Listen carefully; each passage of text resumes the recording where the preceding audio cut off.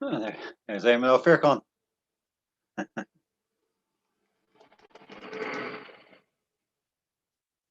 Yeah.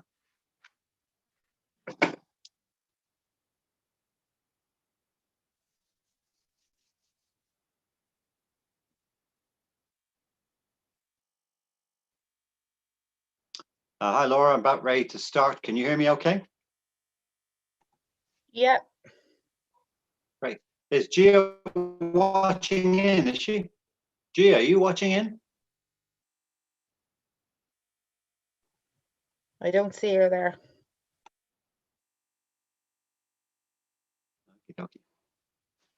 Right, ladies and gentlemen, welcome to Astronomy Ireland. It's just 7 o'clock, running a little bit late. We'll start in the next couple of minutes, just see a few more people signing in. So just bear with us for less than 5 minutes, 2 or 3 hopefully. Check all my notes are set.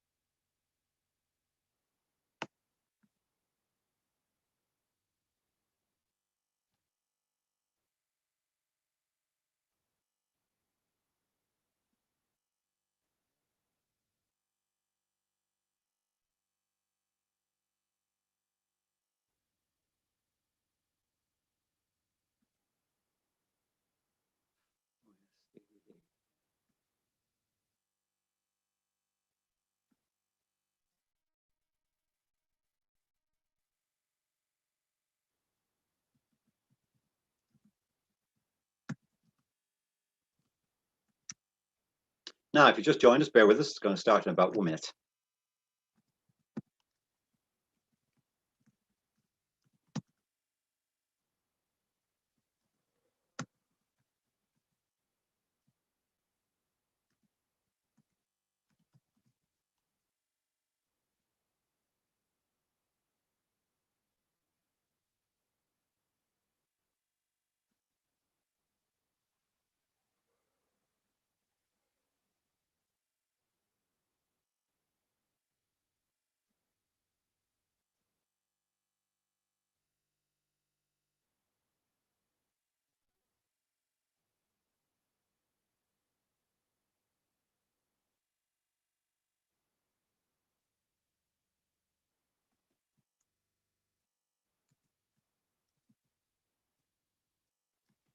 Okay, Laura, I think I'm ready to begin. I see 38. That's a stable number. Shall we start?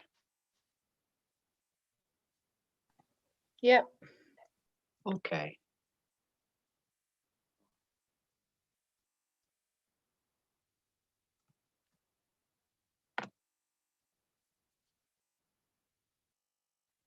Well, just a few housekeeping chores before we begin. First of all, if you have your microphone on, please turn it off.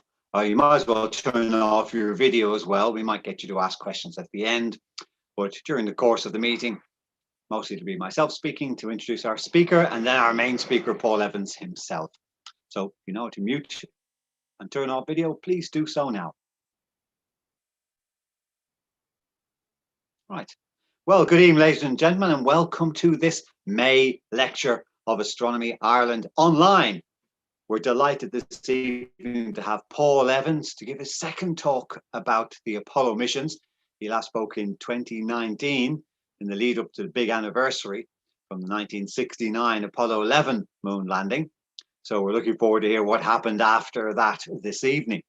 But before we do that, we'll tell you a little bit about what's been going on in astronomy in Ireland and a little bit about what's coming up in the future after Paul's talk. The big news after the talk will be that a new star has exploded into naked eye visibility and there's going to be an eclipse of the sun before our June lecture. So stay tuned for that after Paul's talk. So that's our format for the evening. We'll have a bit of the past, a lot of present, and then a bit of the future. My name is David Moore. I'm the founder of Astronomy Ireland, editor of Astronomy Ireland magazine. We'd like to welcome everyone from all around the 32 counties and indeed the world. I know we have a few international people that look in from time to time. The club has been booming over the last year. In fact, we've nearly doubled our membership, I think it is, based on the last statistics I've seen, which is great to see.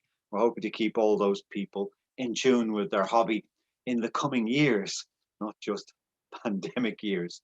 Last year, in fact, was our 30th birthday. August 1st was the official date. And so we've been trying to celebrate our birthday last year with great difficulty, but we have a big celebration planned for when things get back to normal, more of that in the future. So what does Astronomy Ireland do? Well, we produce Astronomy Ireland magazine every month. It tells you what to see in Irish skies, reports what people have been seeing all around Ireland, carries all the big international stories with any links to any Irish researchers who are working in that particular field. And there are a lot of people doing world-class astronomy and astrophysics in the universities and institutes around Ireland. So do read Astronomy Ireland magazine every month if you're not already a member. You'll find details on the website astronomy.ie. Of course, we also do these lectures every month. And one thing the pandemic has forced us to do is to go online, something we're meaning to do. So now all members throughout the 32 counties can join in on these talks every month. But we also run evening classes twice a year, usually in February and October. So the next ones are currently enrolling. You can sign up now for the October classes. Again, just go to astronomy.ie and click on events. You'll see them there. We used to do a lot of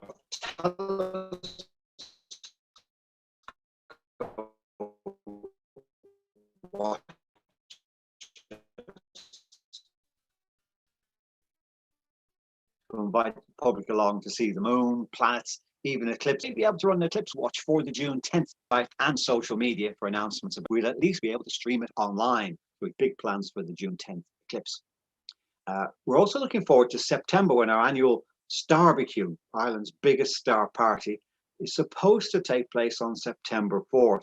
Things are looking okay at the moment for that going ahead, but we'll have to wait and see. We're going to reserve our decision until, I won't say the very last minute, but the last month or two, when we have a much better idea of how the rollout of the vaccine and other issues are going. It's in the dark skies of Wicklow, where we set up giant telescopes to show you the wonders of the night sky with a professionally catered barbecue. And this will be celebrating our 30th birthday. So we've got a few special plans for that on September 4th.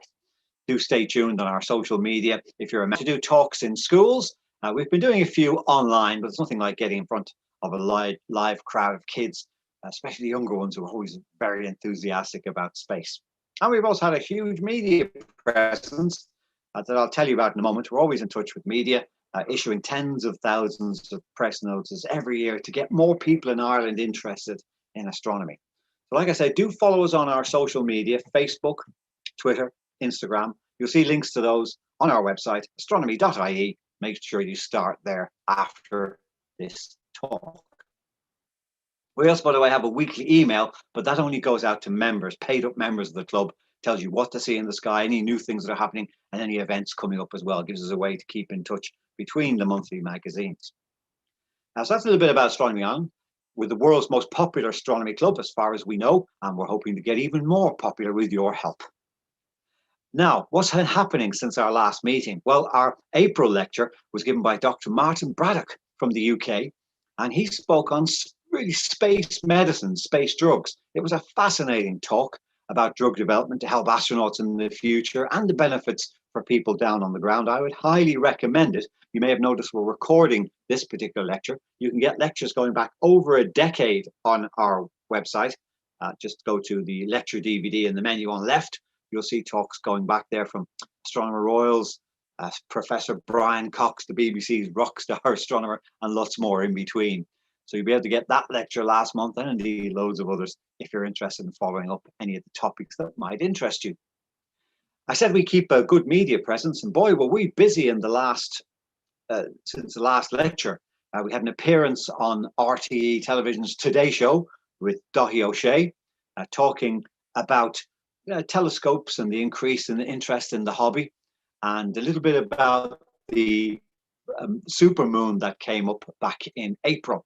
And if you missed that, it's on our YouTube channel, so go along and have a look at that. About 10 minutes of national television exposure that we got. But we've also been on the BBC, on Radio Foil, talking about actually the Chinese satellite that you may have heard burnt up, fortunately harmlessly, last night, as was more or less expected, but did cause a bit of an international incident because it did go over a lot of populated regions, and there was a small chance that something, let's say, undiplomatic and dangerous could have happened, but fortunately that doesn't seem to have been the case. There'll be more details of that in the next issue of the magazine. And we're on loads of local radio stations. If you follow our social media, every time they book us, we put out a little alert, and there's always an online link. Every radio station has one these days if you want to get the latest information. We were great on BBC. We were able to tell everybody in Ireland that they were safe from this Chinese satellite because it did not come as far north as Ireland or even mainland Britain. I think Spain was the most northerly point it could have landed on, but it didn't, so we're safe. One thing we always tell people about as well is our old friend Sir Patrick Moore came to Ireland, gave lots of talks for us, and his show continues, The Sky at Night. It went out last night, I think 10 o'clock. We put an alert on our social media again, our members' email last week.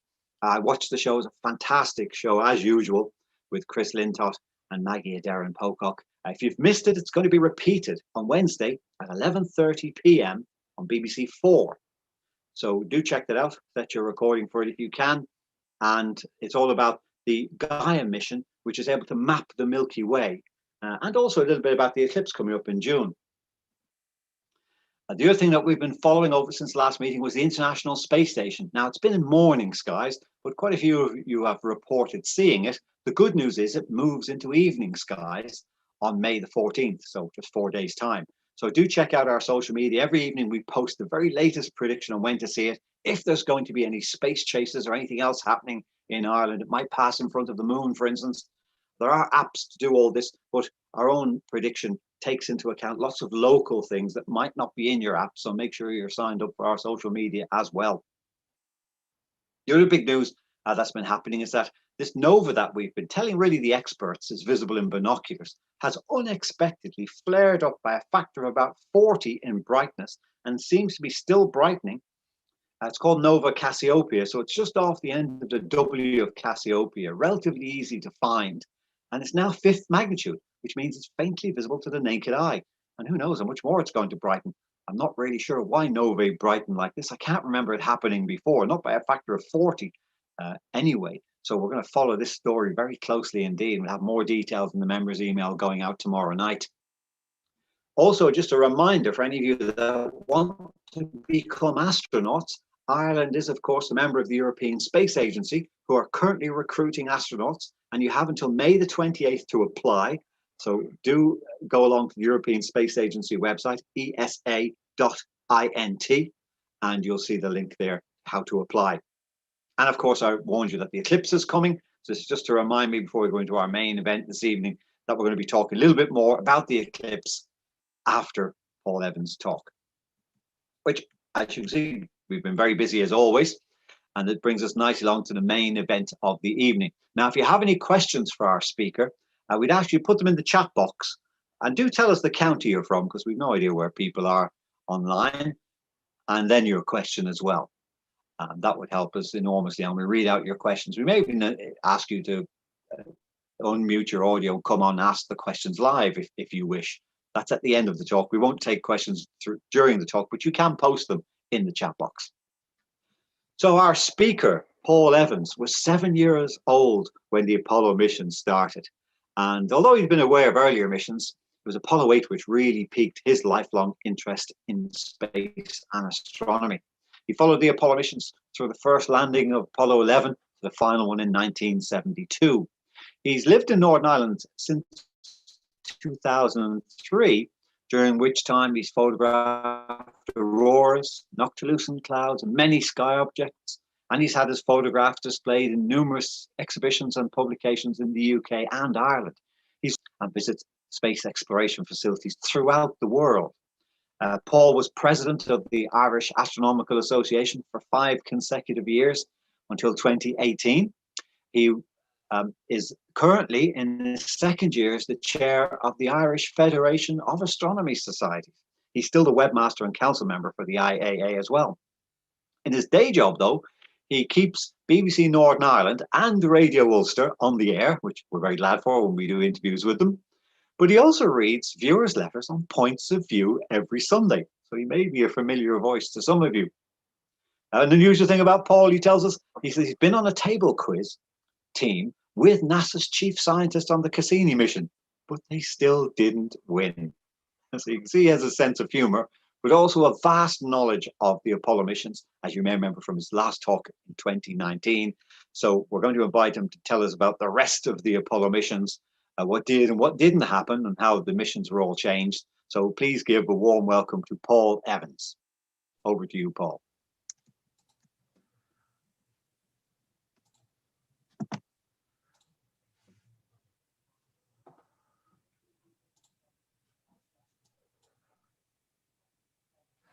Right, guys, can you all see my title screen there and hear my voice? Yep, loud and clear and lovely and visual. Good, that's good. Okay, so let's just start off now. When I last came down to talk to you in Trinity, just about 2 years ago, that was in the run-up to the 50th anniversary of the Apollo 11 landing. And I did a presentation there that covered this, starting off really at World War II, with the space race, the challenge that JFK issued to NASA to put a man on the moon and return him safely to the Earth by the end of the 60s, and the projects Mercury, Gemini, and Apollo that worked towards that goal. And 2 astronauts landed on the moon, spending 2.5 hours there in July 1969. And on the safe return on the 24th of July 1969, that was John F. Kennedy's goal achieved. But they went further than that. They planned Apollo missions up to Apollo 20. They cut that short, as we'll see. And they wanted to explore the moon more thoroughly and do more science there. They also had a thing running in parallel called the Apollo Applications Program. And what that was about was trying to look at other ways they could use the Apollo Saturn hardware. So we've built a moon-capable rocket, but what else could they do with it was what they were thinking there. So we'll look a bit at that as well. So we'll start off with Apollo 12. Apollo 12 was the second moon landing mission. It launched on the 14th of November, 1969. And the idea here was to do a pinpoint landing. Now, Apollo 11 didn't really. Apollo 11's landing was a bit messy and was some way from where they'd intended it to be, because they went in a bit long, and then Neil Armstrong had to maneuver around to find a safe space to land. But Apollo 12, they wanted to do this because they wanted to rendezvous with Surveyor 3, which was one of the unmanned craft that was sent to the moon earlier on, just to verify that you could land on the moon, actually. But so that was there from 1967. They wanted to get some better pictures. So unlike Apollo 11, they managed to take up a color TV camera to get color pictures of the moon. And unfortunately, as soon as they took that out of its box, it got pointed at the sun, and that was the end of that. cameras of that time were very fragile. And of course, sunlight on the moon is very harsh and bright with no atmosphere to attenuate it. So the camera was destroyed, unfortunately. Then the launch, in November 1969, it went really quite well for the first 36 seconds. And then things started to go badly wrong. Trouble-free launch, and then all hell busted loose. I just lost a whole bunch of stuff. I think we just had a whole bunch of buses drop out. What we got here, AC bus 1 light, all the fuel cells. Okay, Houston, we just lost the platform here, gang. I don't know what happened here. We had everything in the world drop out. I got 3 fuel cell lights, an AC bus light, a fuel cell disconnect, AC bus overload 1 and 2, main bus A and B out. We had some big glitch here, gang. I got AC. Got AC? Yes. Maybe it's just the indicator. What do you got on the main bus? 24 volts. That's low. We got a short on it of some kind, but I can't believe that's accurate. Flight Ecom. Go, Ecom.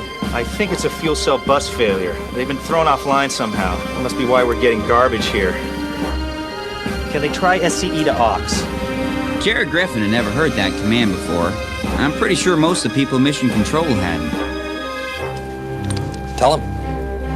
Apollo 12, Houston. Try SCE to auxiliary. Over. FCE to auxiliary. What the hell is that? CE. I'm not sure even Pete knew what that was. But one person did. I know what that is. SCE to aux. We're getting good telemetry from you again. Try to reset your fuel cells. Reset fuel cells. Wait for staging. Wait for staging, yes. Hang on.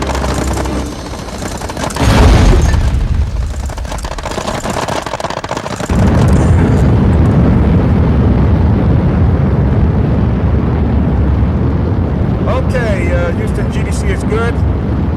We got a good S2, gang. We copy that, Pete. You're looking good.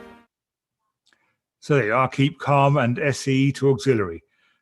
So really what happened there is that they lost their entire electrical system, but there was a spare battery and someone knew where to flick the switch to kick that in. Now, I would have thought by modern standards of health and safety that that would be the end of the mission.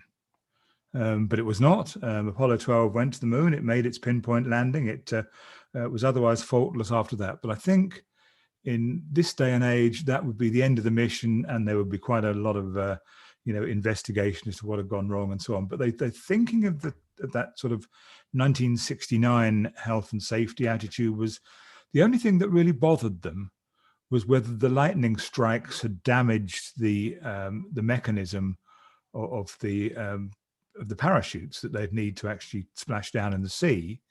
And they sort of thought, well, does it make any difference if we go to the moon and back or not? And the answer was no.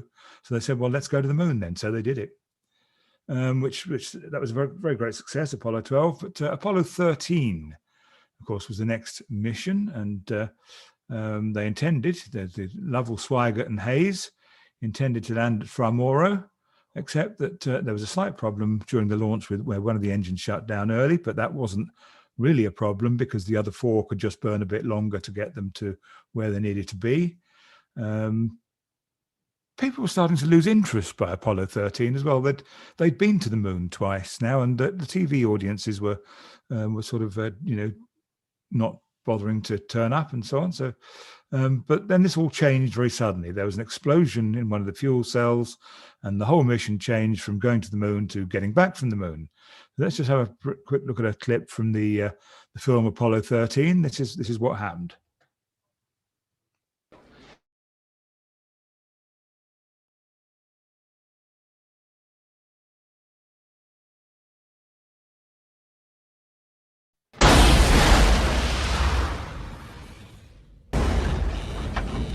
What did you do? Nothing. I stirred the tanks. Whoa. This is Houston. Say again, please. Houston, we have a problem. Now, what's gone on there is that they did a routine thing, stirring up the tanks, which, as I understand it, is the same as a fuel gauge. I'm just getting a little warning about my internet connection here. Can someone tell me if you still hear me? Yeah, can still Coming hear in. you. It's all right. Yeah. Coming in loud and clear, Paul. Yeah, Well, that's all right. Sometimes Zoom comes up with these little things where it says, your internet's about to drop out or something. Does happen. But yeah, so they were stirring the tanks, and that's a way of gauging how much fuel is actually left in them, oxygen in this case. Unlike in your car, where everything's under gravity, and so you have just a little flotation device that shows up on your dashboard how much fuel you've got. That doesn't work in outer space because with zero gravity, it's all over the place. So you stir it up and you can figure out how much is in there. How that happens, I don't exactly know, but that's what it does. And this tank was a Friday afternoon job, and it had been dropped in the factory, only a couple of inches, but it was enough to just damage it, and also had been tested under the wrong voltage. 65 volts instead of 28, and that damaged the internal wiring. So this accident waiting to happen, when Fred Haise flicked that switch, it happened, and there was an explosion, and the whole side of the spacecraft was blown off. So what happened next? They went into a whole sequence of decisions to get through this.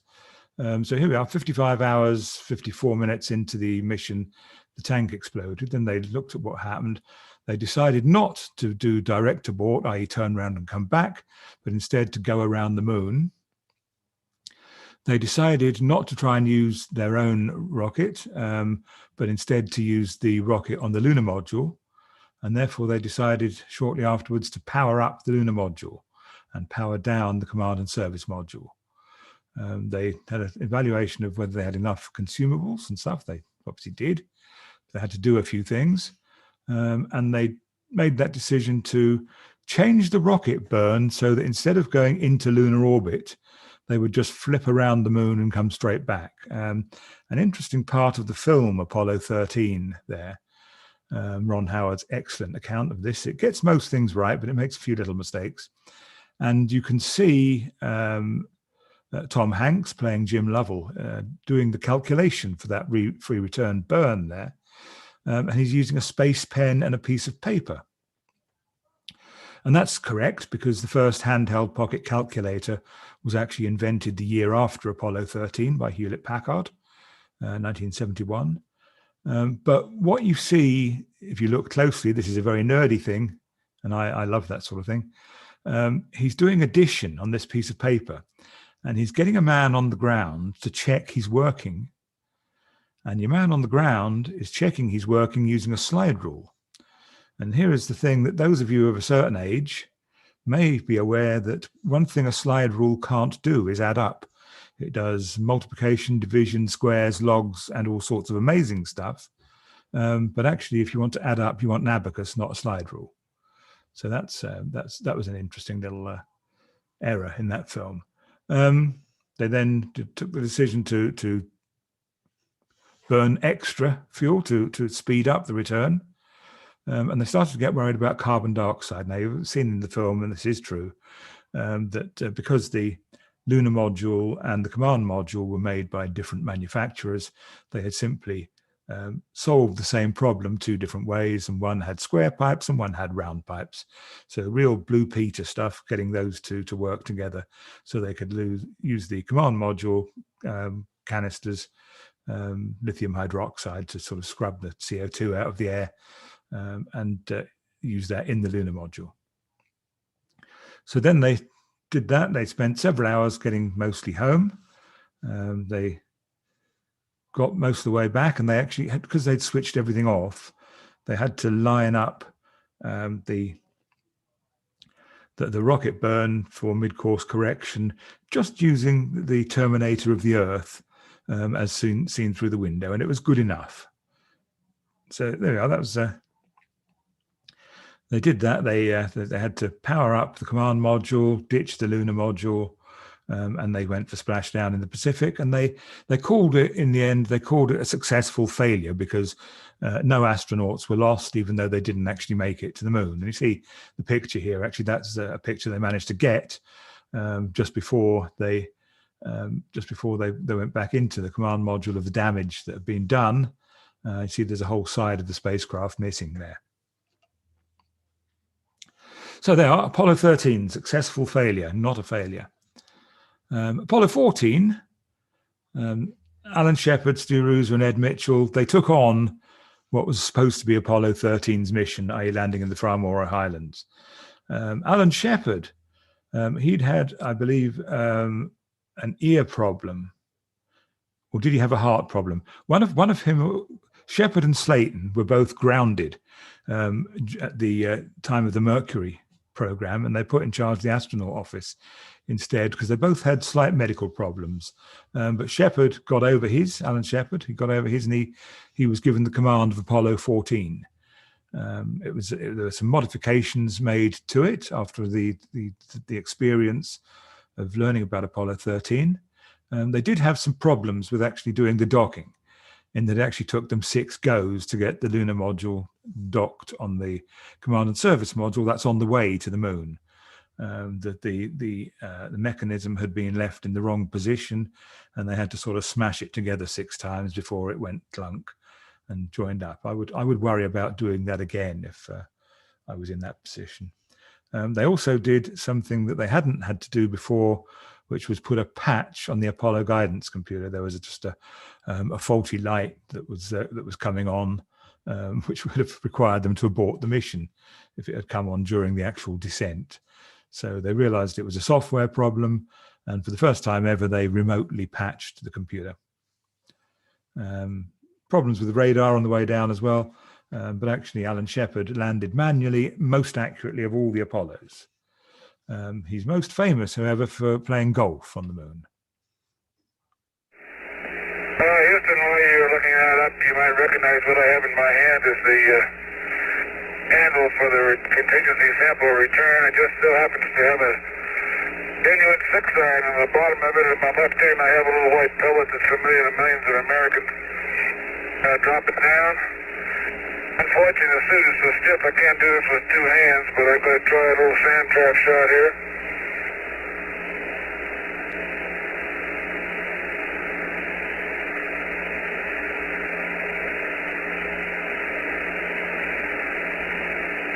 They got more dirt than ball left side. More dirt than ball. Here we go again. That looked like a slice to me, Al. There we go. There's the die. One more.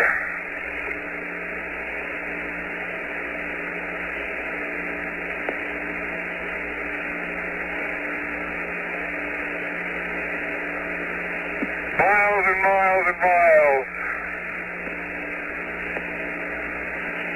Very good, Dan. So there we go. That's now some say that's a record golf shot, even more than Tiger Woods. That he must have hit that 600 yards quite easily. But actually, when you analyze pictures that they've got there and the videos, he didn't hit that ball much more than 40 yards, I'm afraid.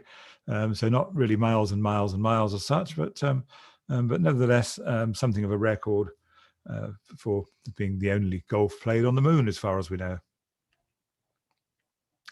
And there we are. That's Kitty Hawk, Apollo 14's capsule, and that's me. That is at the Kennedy Space Center on display now, which is a fantastic place. If you haven't been to the Kennedy Space Center, and when all this gets sorted out and that kind of travel becomes possible again, I thoroughly recommend a trip there. And you do need to spend 2 or 3 days going around everything to see it all. Magnificent place. So the next Apollo, July and August 1971, Command Service Module Endeavour, Lunar Module Falcon, that's Apollo 15. And this was different from the previous 3 landing missions in that this one had an enlarged lunar module designed to accommodate the lunar rover, a 4-wheeled electric vehicle weighing 209 kilograms. And they changed the flight profile and the fuel a bit to get that extra weight to the moon. And they went to Hadley Rill, and they did 4 EVAs, 3 of which were the lunar rover. The first one obviously was to take out the lunar rover and put it together.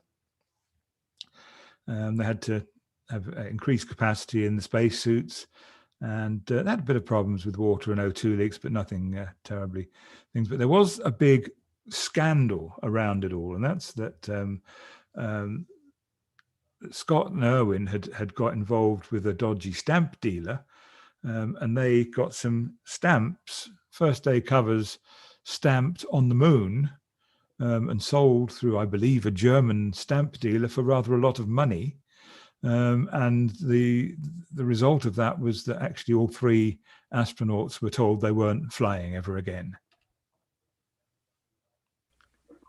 Scott would make history, canceling a stamp on an interplanetary envelope. I'm very proud to have the opportunity here to play postman.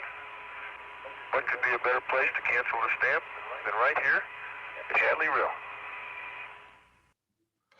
Now, just a little aside to that Al Warden actually came to Ireland a few years ago. Now, I didn't get to see him myself, I'm afraid, but I'm told that he did say that he felt a little bit hard done by, being banned from going into space again over that, because he was the command module pilot and wasn't involved in it. So you can have sympathy with that view. Well, with whether he knew about it or not, nobody knows, but only he does. But that was the stamp controversy. But they did other things as well. In my left hand, I have a feather. In my right hand, a hammer. And I guess one of the reasons we got here today was because of a gentleman named Galileo a long time ago, who made a rather significant discovery about falling objects in gravity fields. And we thought that where would be a better place to confirm his findings than on the moon. And so we thought we'd try it here for you. The feather happens to be appropriately a falcon feather for our falcon. And I'll drop the 2 of them here, and hopefully they'll hit the ground at the same time. How about that? Which proves that Mr. Galileo was correct in his findings. So there we are. Good to have a bit of science theory confirmed in practice there. That I think we knew that one was the case, but it's good to see it on the moon. Now then, there's a picture of the lunar rover, and just a few things about it.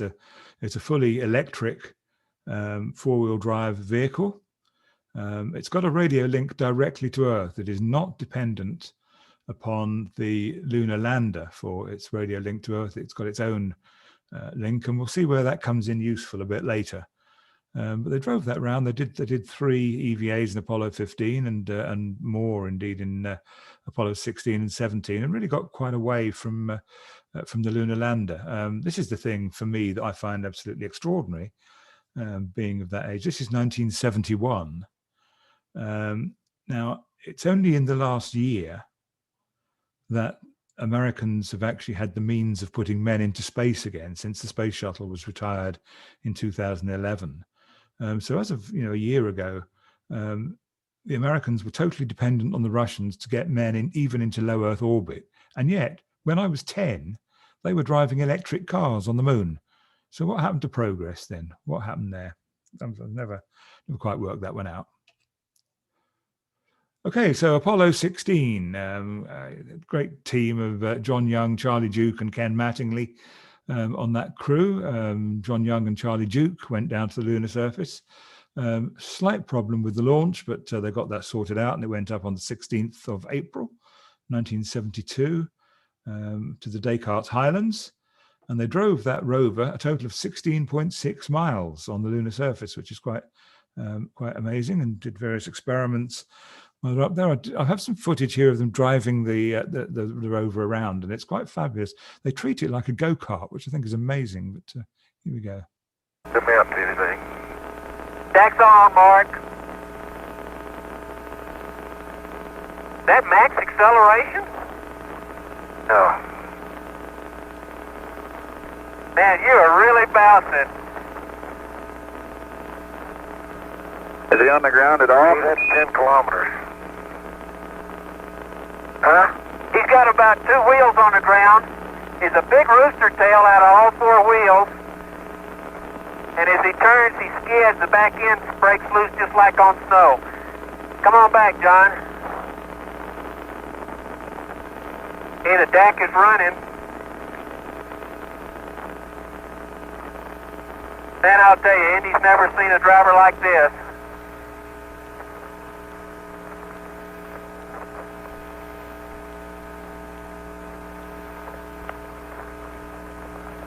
Okay, when he hits the craters and starts bouncing is when he gets his rooster tail. He makes sharp turns. Hey, that was a good stop. Those wheels just locked. Mark off. Okay. Do you want to do it one more time? Yeah. Got about a minute, 5 seconds that Okay, time. mark on. Okay, you could have gone the other way, but go ahead. There's the big craters there, though, aren't they? Yeah, I don't want to run into those holes. They want 4 minutes worth, John. That was 1 minute and 5. Maybe you could do it twice more. Surely. Okay, turn sharp. I have no desire to turn sharp. Okay, here's a Sharpie. Hey, that's great. Man, those things, when those wheels really dig in, John, when you turn, it's when you get the rooster tail. The suspension system on that thing is fantastic. That sounds good. We sound like we've probably got enough of the Grand Prix. We're willing to let you go on from here. Call that a Grand Prix. Okay. Man, that was all 4 wheels off the ground there. Okay, max stop. Okay, I don't want to do that. Okay, excuse me. They say that's a no-no. I think John Young was slightly concerned there that if he stopped too hard, then there was a possibility that he might get stuck, and then they'd be in deep trouble. But the way they threw that around with, it looked like handbrake turns and stuff, didn't it? But that's good. That's the Lunar Rover, a fabulous machine.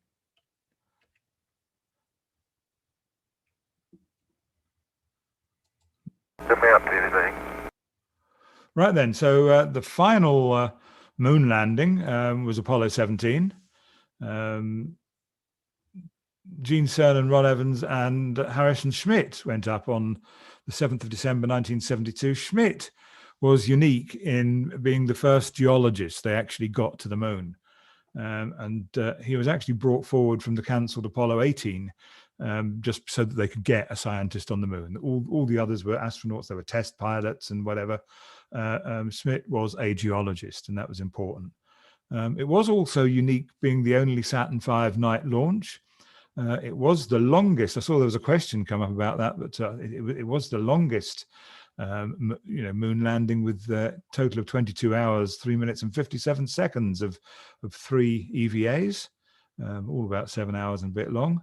So it was, a thorough finish to the Apollo program. So let's have a look at that launch. Minus 30 seconds and continuing on now. Continuing on at the T-minus 26 second mark, T-minus 25. We'll get a final guidance release at the T-minus 17 second mark. T-minus 17, final guidance release. We'll expect engine ignition at 8.9 seconds. 10, 9, 8, 7, ignition sequence started. All engines are started. We have ignition, 2, 1, 0. We have a liftoff. We have a liftoff, and it's lighting up the area. It's just like daylight here at Kennedy Space Center as the Saturn V is moving off the pad. It has now cleared the tower. Roger, tower, y'all complete. We're on the roll, Bob. Looking great, thrusted on all 5 engines. Okay, babe, it's looking good here. Roll is complete. We are pitching.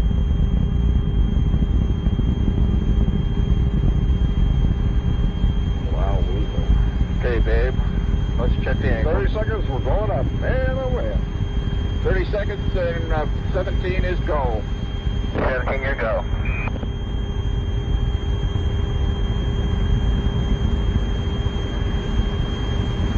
Okay, 1 minute, 68 degrees, okay? Everything looks great over here, okay? Okay, stand by for max, coming through max Q. We'll be at 68 degrees. Okay. Team, stand by for mode 1 Bravo. Mark, mode 1 Bravo. Roger, 1 Bravo, we're going 1 minute. Team, you're looking great. Right on the line. Okay, we got the RCS command. Team, you are feet wet, feet wet. Roger, feet wet. Yeah, this thing shakes like the sun. Yeah, that's max Q. Wait till we get out of max Q. Stay down there, Q meter. Yeah.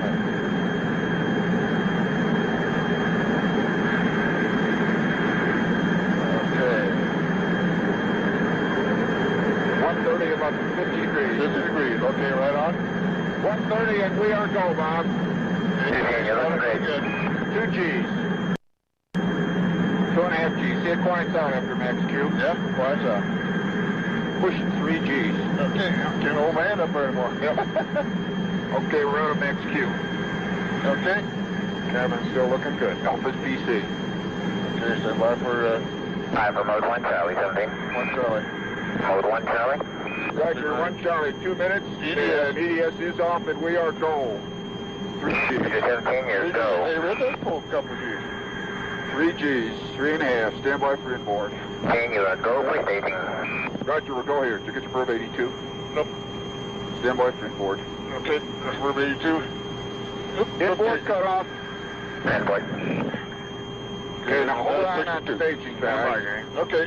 Here's 20. Where's the staging? Okay, it's 19. No, it's 41. 41, okay. 3.5 G's.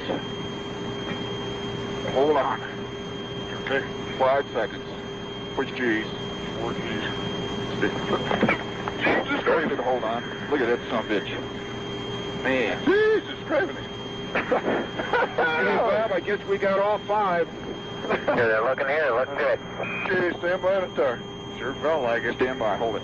I think we saw them all from here. Jack, and the press is going. All 5 of them. They're running good. That's fascinating. And the thing that amazed me about it the first time I saw that is, of course, the camera can see, as you see here, the rocket on the launch pad. But as soon as they light the engines, the light is so bright that you can no longer see any of the rocket because it's in darkness. And of course, the light that comes from the burning of the rocket fuel is much, much brighter than anything that's reflecting off the rocket. The other thing I think I noticed there that I've watched enough footage of these Saturn V launches to realize, well, here is the rocket and it is 360 feet tall. And then I've watched it in flight as it goes up and think, well, if that's 360 feet of rocket, then how much fire is behind it? And I come to the conclusion that the flame behind the rocket is about 1/4 mile, or I should say about 400 meters, as you guys are in the south. It's really a long way, 1/4 mile, just for fire that is propelling that rocket forwards.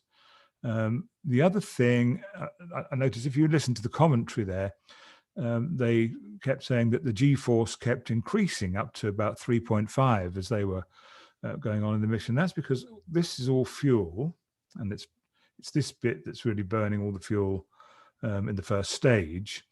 Of course, at the beginning, there's 7.5 million pounds of thrust, and all of this weighs about 6.5 million pounds. So it moves off the pad very slowly.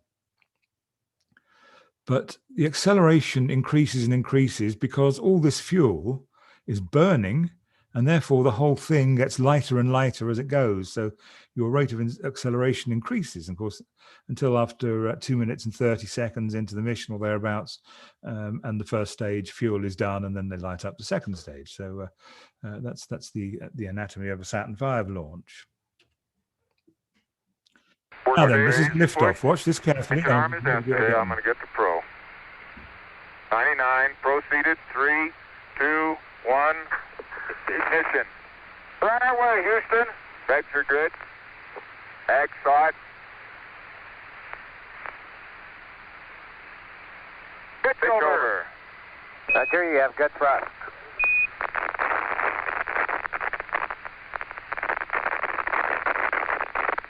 Okay, 30 seconds. 308 your number. Tank coming through 1,500 feet, and H-dot looks good. Now then, the conspiracy theorists love this because they regard it as proof positive that this is all shot in a film studio, because it's a very nice camera work by a cameraman, except that, hang on a minute, the only 2 people on the moon were in there and you saw them leave. So how did this work? And actually what happened was this. We saw earlier that the lunar rover has its own satellite link to Earth. It's not a sorry, it's a dish, a dish. An RF dish is pointed at Earth. It's got its own radio link, and it's got its own camera, which was put on there. And what they did was they controlled that camera from mission control, and they anticipated, the 1.25 second delay and everything. And a man maneuvered that camera where he thought the spacecraft would be, taking into account all the delays and whatever, and he got it right. However, he didn't get it right the first time, because this was Apollo 17, and he had tried to do it on Apollos 15 and 16 and learned from his mistakes and got it right on this one. So let's just have a look at that again, shall we? Port stage, push. Engine arm is empty. I'm going to get the pro. See how it's done. 99, proceeded. 3, 2, 1, ignition. Burn away, hands Houston. up, Vector right good. time. Exot. Pitch over. Roger, you have good thrust.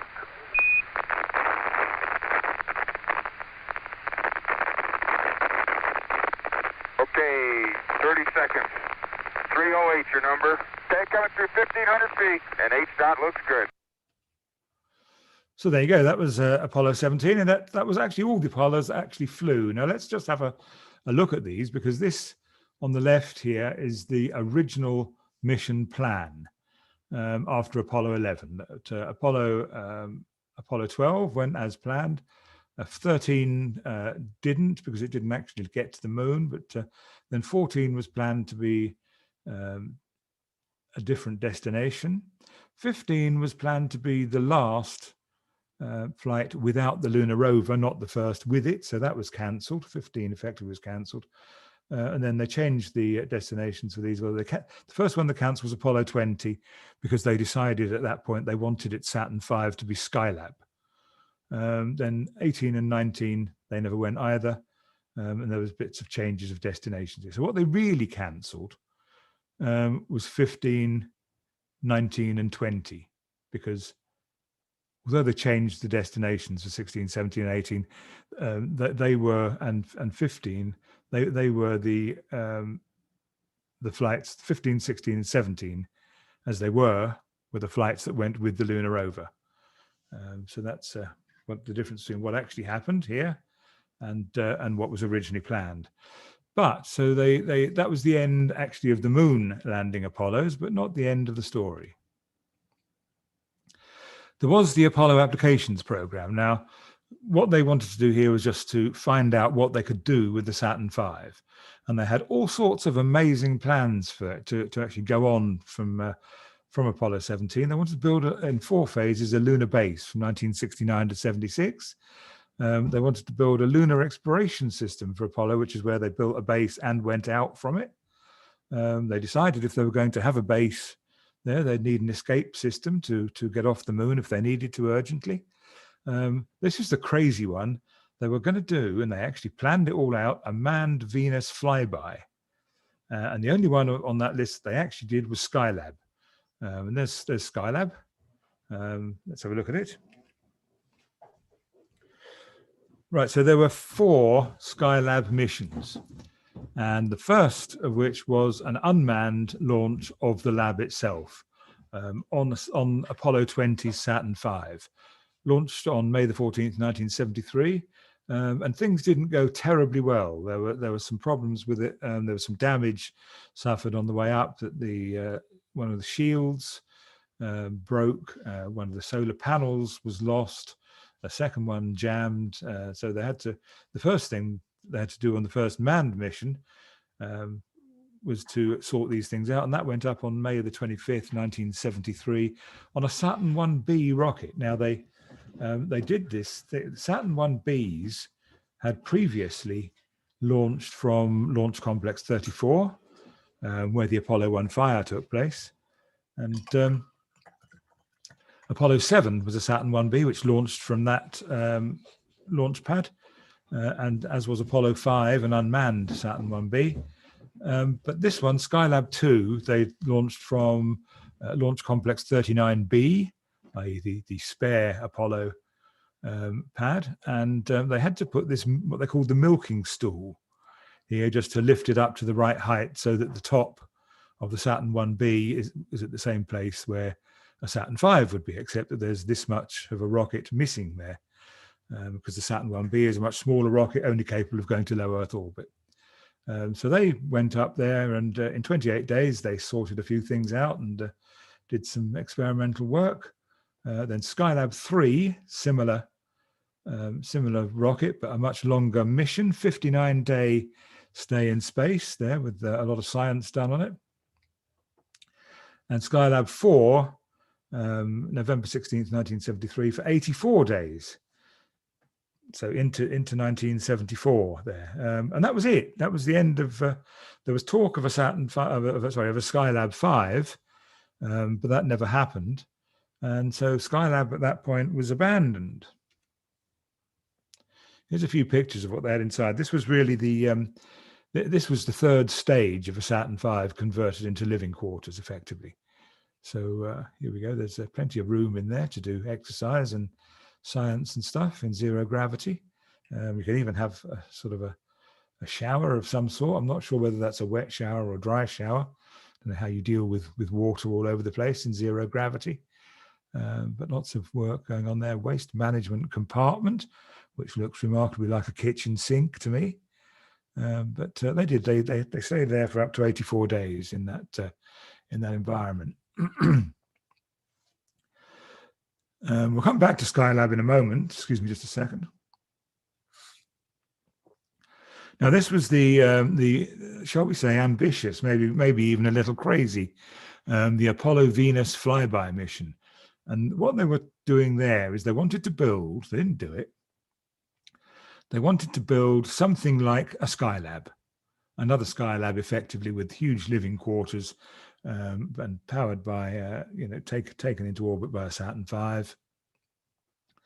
And leaving Earth here on April the 5th, 1972, and then traveling on a sunward sort of orbit and doing a fly past Venus. Can't land or anything like that, no landers, just whizzing past and taking some photos close up, and passing there on August the 23rd, 1972, and Earth wasn't too far away then, so the radio communication was quite straightforward. And then looping around, going outside of Earth's orbit, so then slowing down and meeting up with Earth again on the 30th of March, 1973, just under a year later. Now that seems to me ambitious. Here's what they intended to do it with. This is a Saturn V. And again, the Apollo Command and Service module would be there. They would come back in a normal splashdown in the Apollo command module there. But they would live in this stage, the third stage of the Saturn V, fitted out with living quarters, but then when they've finished with it, they vent out all the remaining fuel and fill it up full of air. Then you've got this docking module here that docks that part of the Saturn to the Apollo here. Solar panels for electricity, and a life support system to hold food, water, oxygen, and whatever. So it could have worked. Now, my big concern, I would say, is could you put 3 men on a mission like that for a year without them going nuts? I mean, that would be a difficult one to know, wouldn't it? But it might have happened. It didn't happen because by that time all the money had been pulled out of Apollo, they started doing the space shuttle, which is a whole other story that I might talk about sometime. Of course, they needed the Vietnam War, needed money and all that sort of stuff. So none of this ever happened. Apollo really, at that point, was pretty much abandoned. They had all sorts of other things they were doing as well. They even had a nuclear rocket stage that they tested out on the ground. That basically was a nuclear reactor that had water going through it and came out the other end very, very hot and fast. So that was, Nerva, that was called. And so that was it. The final thing they did was this one. This was an amazing mission that had quite far-reaching implications, the Apollo SOYUZ test project. And you may read in some places that this was Apollo 18. This was not Apollo 18. The Apollo bit of it was simply called Apollo, and the Soyuz bit was simply called Soyuz. But it came out of an agreement between Richard Nixon and Kosygin in 1972 as part of détente, that sort of idea that rather than have the Cold War, that the Russians and Americans would start speaking to each other and doing things together. And so an Apollo here and a Soyuz docked in low Earth orbit. Three astronauts went up on the Apollo, two Soviet cosmonauts, Leonov and Kubasov on the Soyuz there. Deke Slayton finally got into space. He was one of the original Mercury 7, and he had a heart problem, I think, a heart fibrillation thing, and he got that sorted medically, and so he got his flight on the last Apollo. So they launched the Apollo there, 15th of July. They launched Soyuz first on the 15th of July, then later the same day, Apollo, not Apollo 18, and that carried the docking module on top of the second stage of the Saturn 1B, which was where the lunar module would be in theory. They trained. Now, this was a really interesting bit of getting the Americans and the Russians to work together. They had to train in each other's countries, and they learned to speak each other's language, and they found actually it worked best.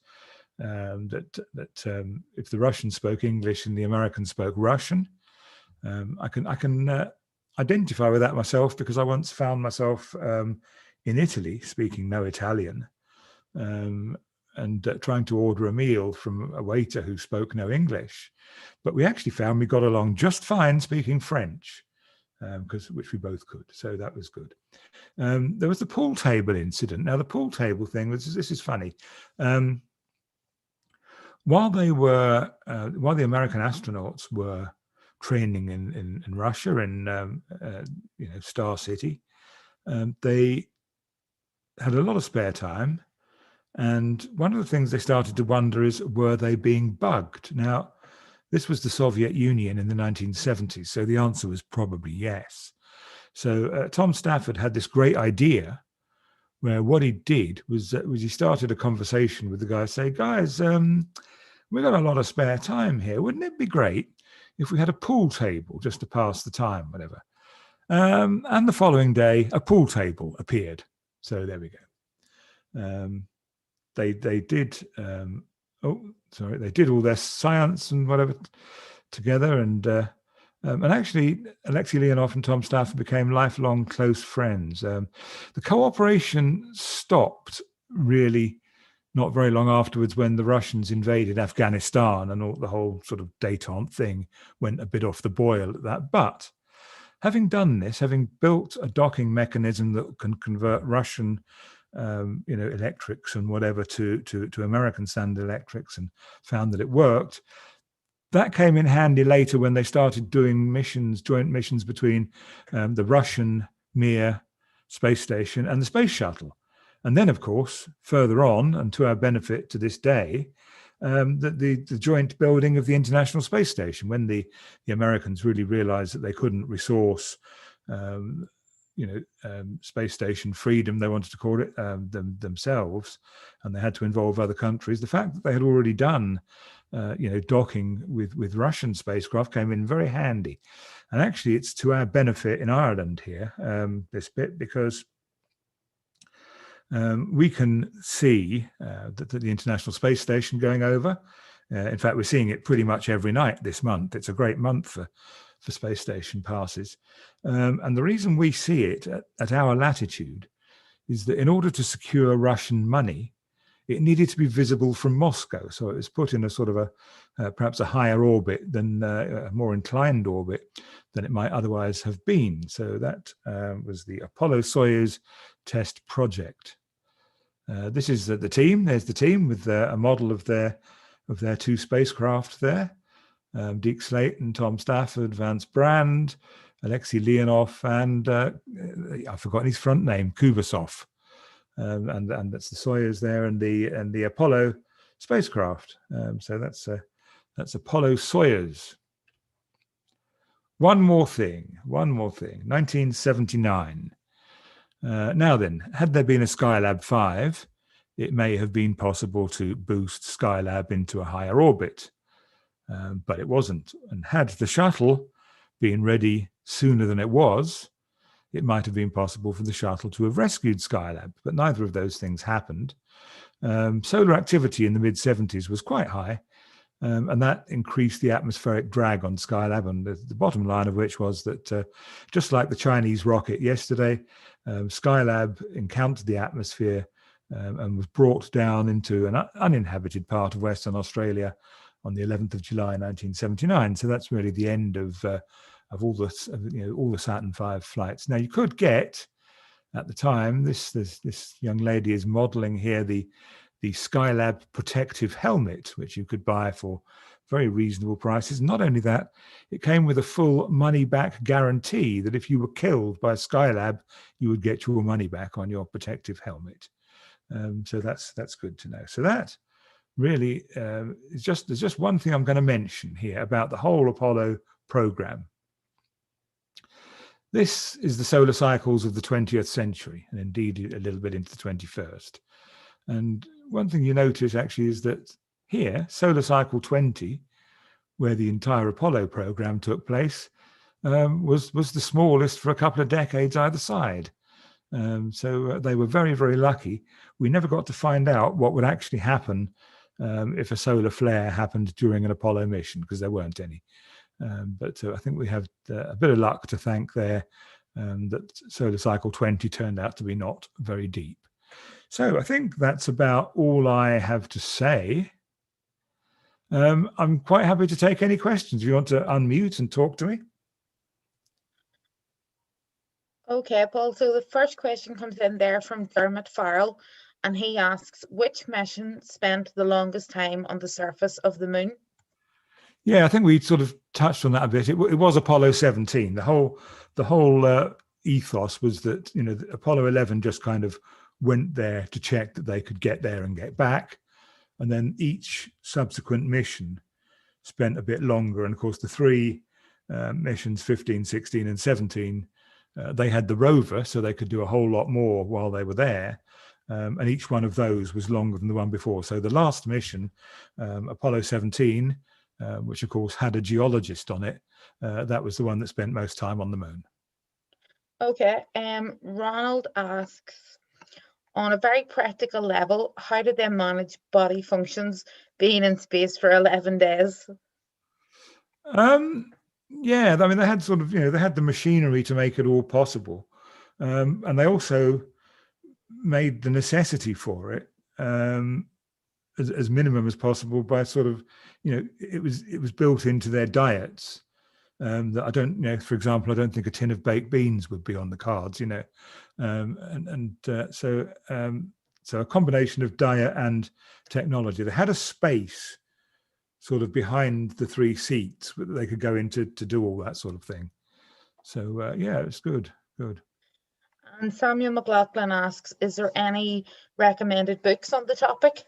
There are loads of books on the topic. Now, it's a long time actually that since I've read them, because, you know, because it's a long time ago. But the best one, all of the astronauts, all of the astronauts, I think, have written a book, and the best one, and I think this is not just my opinion, but generally accepted to be the case, was the book written by astronaut Michael Collins, who passed away very recently. Michael Collins, he was the guy on Apollo 11 who had to stay there and conceivably would have had to come home by himself. He wrote a book called Carrying the Fire, and it's an absolutely brilliant read. He was also, Michael Collins has another claim to fame, which I think is right up there with One Small Step, actually. He was the capsule communicator when Apollo 8 was launching. And Michael Collins was the guy who gave the instruction to the Apollo 8 astronauts, said, Apollo 8, you are go for TLI. TLI is translunar injection. That's the rocket burn that took those three men out of Earth orbit for the very first time. That was when men left Earth's gravity for the first time, when Michael Collins said, Apollo 8, you are go for TLI. So I think that's a pretty good, you know, that's pretty good quote, and his book is my favorite one. Jerry Griffin from Dublin asks, what about Buzz Aldrin's pen? Now, is this the space pen? You know, I mean, the old story goes, isn't it, that that NASA put a whole load of money into making a special pen that would work in zero gravity, whichever way up it was, and all that, and that they put millions of dollars into this, whereas the Russians simply used pencils, because that works too. Is that what I'm just asking Jerry? Was that what you were asking about, Jerry? Jerry, you might just confirm, and I'll move on to the next question.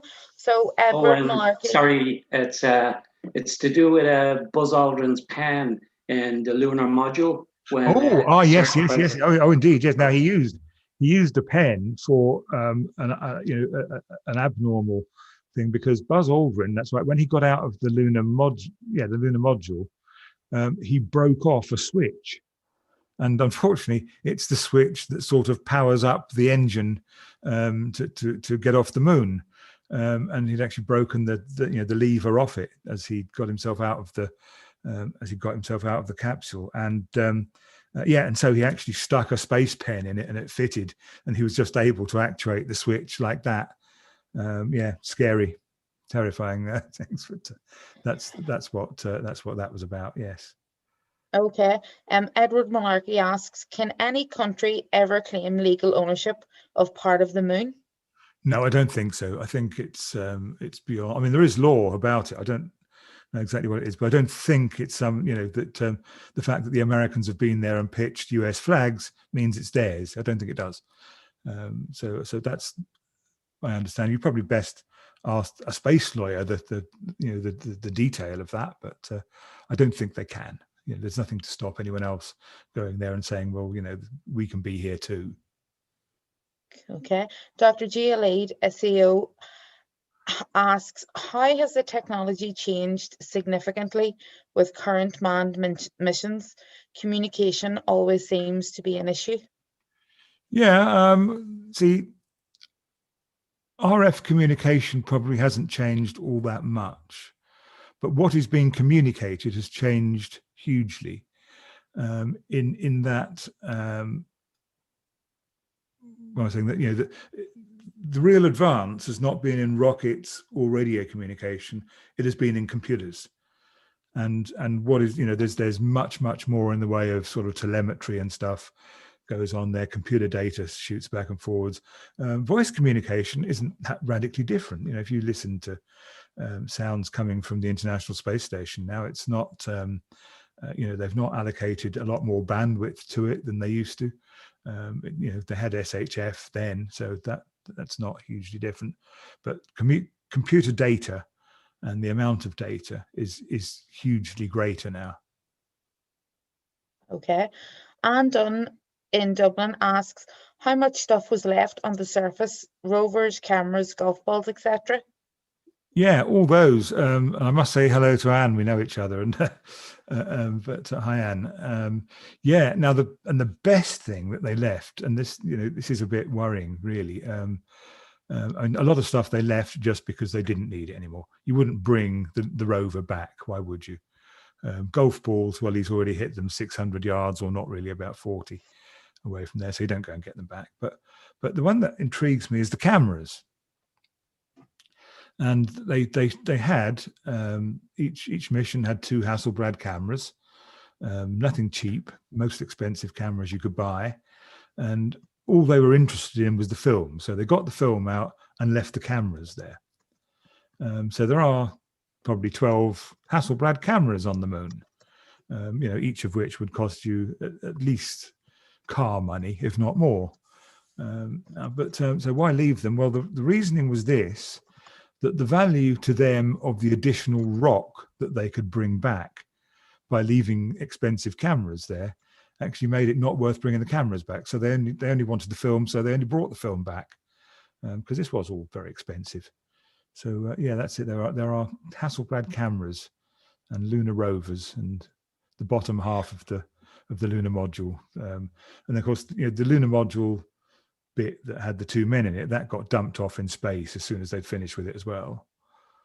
So not much came back really. All that came back was in that little, Toblerone capsule, which, considering what left, is tiny. Okay. Gia just asks, following on from her last question, you mentioned all the Apollo missions thereafter. What is your take on why we haven't gone back to the moon after those cancellations? Why Mars over the moon? Right. Now, in one sense, I think the moon missions were done for a reason, and that was to beat the Russians. Although, yes, the missions did have scientific value and so on, but they took fantastic risks, and they took risks they would not take now. The world of health and safety has moved on hugely.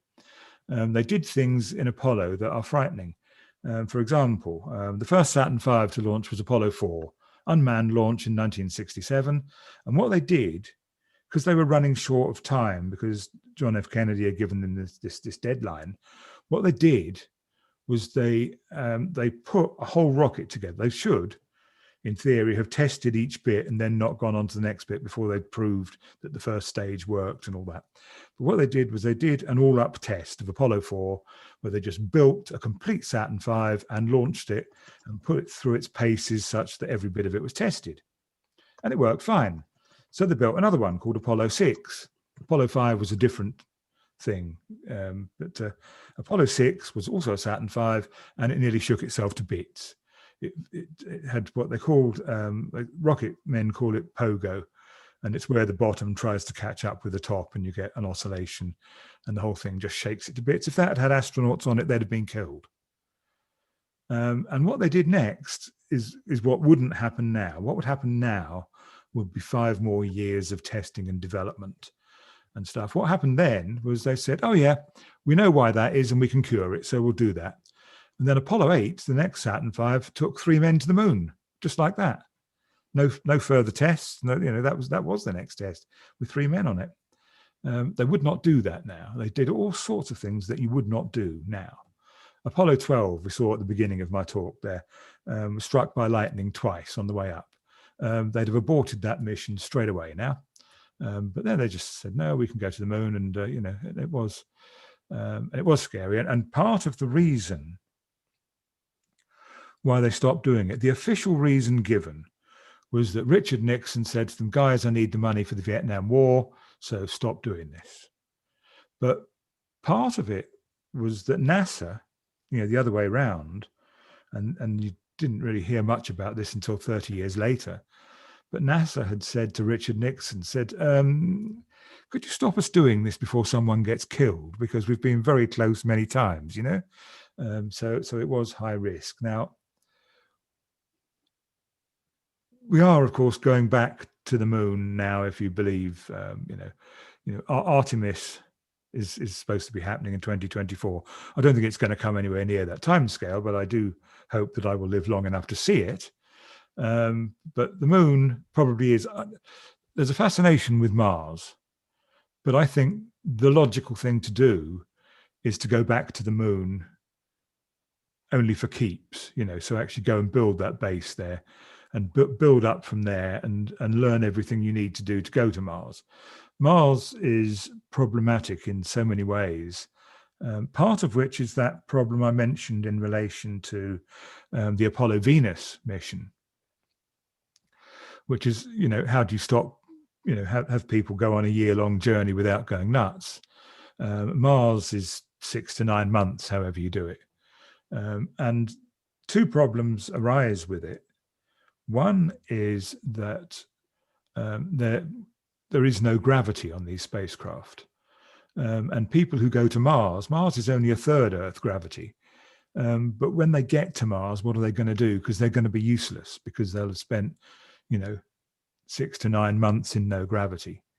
And the other problem is radiation. Going to the moon and back takes, 3 days each way. And they did so, as I mentioned there, at a time of low solar activity. Going to Mars is 6 to 9 months of having, not much more than aluminium foil between you and the sun's radiation. And what are you going to do about that? I think it's a great problem. They've done low Earth orbit missions of that sort of length. There are people who've been on the space station for a year, but they are inside the Van Allen belts, which is part of the Earth's magnetic field that protects the Earth from the sun's radiation. A rocket going to Mars doesn't have that, and I think the moon will come before Mars. Mars is quite a long way off, really, in my estimation of it. So okay, well, does that answer your question there, do you think? Yeah.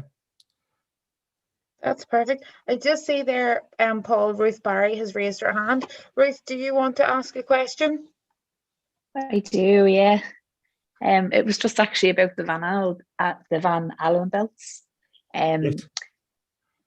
So when all the astronauts were in the rocket, how did the Van Allen belts affect them? Was it like, were they exposed to that kind of radiation? Did it harm them, or what would they have experienced inside the shuttle? Well, it didn't, because we know that most of them have lived to a very great age, actually. But I mean, I think the whole thing with the moon missions, it was done quickly enough that, radiation poisoning is a cumulative thing, and going to the moon and back is not going to Mars and back. It's just not, and so I think that's how they got away with it. I mean, going through the Van Allen belts itself doesn't take very long when you're doing 25,000 miles an hour. So I don't think that was really a big problem. Would it affected their vision or anything like that? Would they have seen it? I have seen accounts of that. They have, because of exposure to cosmic rays and whatever, they have seen flashes and stuff. That it purely is a cosmic ray, interfering with the brain directly. So there were such effects of some sort, not necessarily, I don't think, due to the Van Allen belts, because the Van Allen belts are largely protective in their effect. They stop a lot of radiation getting to us. Yeah. But would you see then? Sorry, I interrupt you. That's would right. You see then robotics being a big part of space travel, over the next totally? 50 years? Certainly, what we've done now. I mean, we've sent robot craft to Jupiter, Saturn.